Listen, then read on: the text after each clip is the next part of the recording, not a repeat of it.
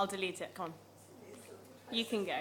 Okay, so if I was going to sort of scale Richard, I'd have him at 45 degrees. I'd be at 90 degrees to Richard's face, and then in terms of my hand position, my elbow position, I'd have my elbows sort of in. It's important to keep your wrist straight, and sort of, what you want to do is you want to immobilize your wrist and keep it as straight with the forearm as you can. Okay, because if you start sort of using wrist movements, that's where you're going to sort of put undue pressure on your wrist. You're not going to get as much pivoting forces, and you're going to cause yourself a lot of problems. Not now, but maybe in the future. So we'll start off as we wish to continue. So let's have some good technique. The other thing we're going to do is we're going to make sure that the hand rest that we use is the fourth finger, or the third finger, your ring finger perhaps, or your last finger. And if I was going to start off doing the lower right quadrant, I'd make sure that my rest position was perhaps intraoral, and maybe put it on the 4 or the 5 area, and say if I was to do the posterior third of the 7, this one is 7, I'd get my 13, 14, and I'd be in a position. We have a chair. There's a stool, a little rolling stool. Doesn't have a back on it. So I would. There you go. I'd be resting fingers on his teeth, not on his lips, because that might sort of cause him a little bit, a trauma. And I'd be sort of pivoting with my wrist straight, close to my elbow, and I'd just be doing like gentle movements like this. Okay? Okay? So that's the inside of that tooth. Okay? If I was gonna do the tooth if I was gonna do it in front, I might move to a sort of 11 o'clock position, and so 9 o'clock to 11 o'clock, that's where I want to be. That's my sort of angles that I want to be thinking about when I'm doing this lower right quadrant. Okay. If I was doing an anterior tooth, I might sort of be still have Richard in this position, a lower anterior tooth, moving, and my rest would be intraoral again, and I'd be sort of just doing a vertical action, up and down, up and down. So Chris already discussed how the movement might be a oblique nature if I was going to do sort of distal or difficult areas, and sort of the movement around the tooth, especially at the back, isn't necessarily up and down, because we want to have overlapping strokes to make sure that we don't miss anything, and make sure that we don't have sort of shavings, like straight shavings. We want to be maybe doing straight ones, then overlapping them in a sort of oblique cross-sectional sort of direction. So I'm jumping about. So the next thing that I do is, if I was going to do an upper sort of quadrant, what I'd do is I'd tilt Richard a little bit further back. He'd be supine. Come on. Okay.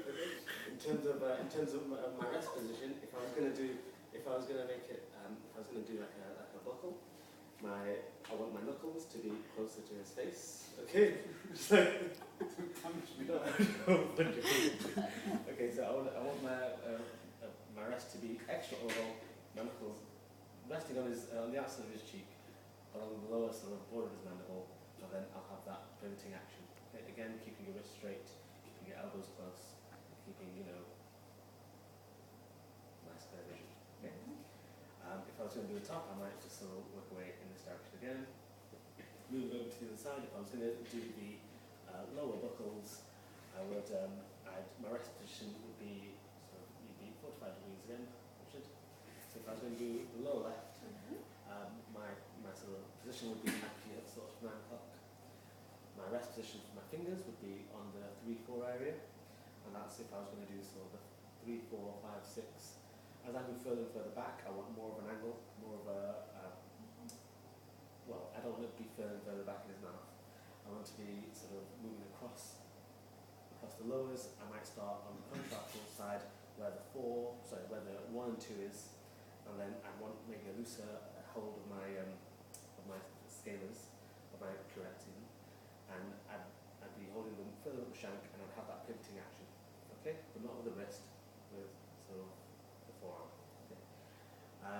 If I was going to do the top, what I'd do is I'd put him flat again, and my rest position would be at the bottom, okay, and I want to be sort of supporting his lower jaw, and that would be my extra oral rest, and I'd be sort of coming forward like this, okay.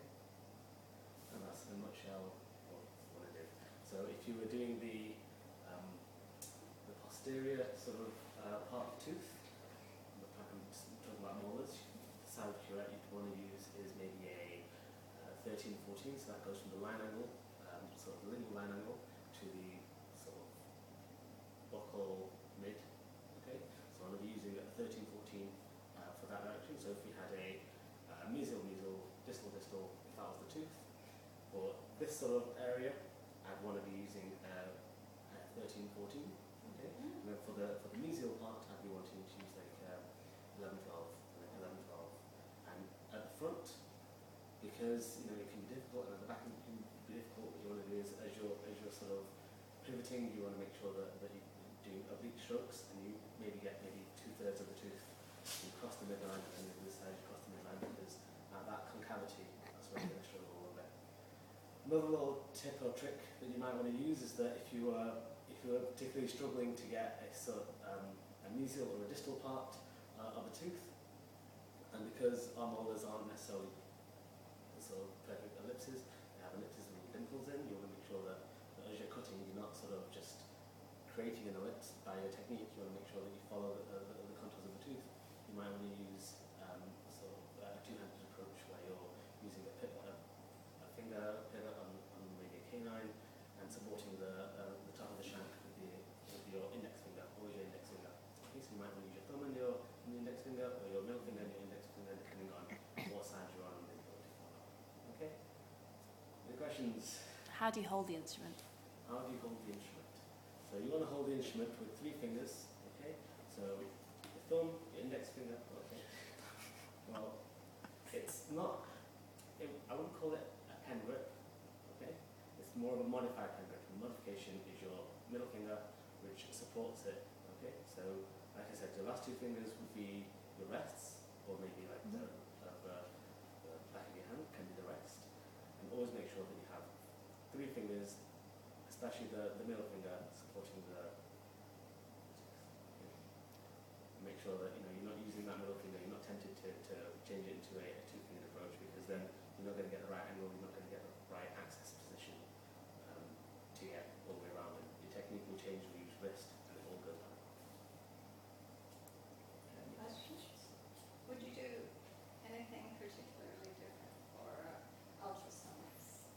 For What's your ultrasonics, position? I'm thinking more positions and Well, rests and. going back to that, you have to think about the action of the tools that you're using. So with a curette, because the cutting edge is the bottom of the instrument is rounded, the action that you're trying to achieve is an upward stroke which is in contact with the tooth. Okay, so whenever you're doing these movements, you want to make sure that you're going back. Your curette is always in contact with the tooth, and then your pressure, just as you were sort of sharpening your instrument, your pressure is on the upward stroke. So always in contact, and that way you work systematically. With a scaler, well, it's the sort of terminal third, sort of 2 millimeters that you really want in contact with the tooth. So you want that in contact with the tooth at all times. So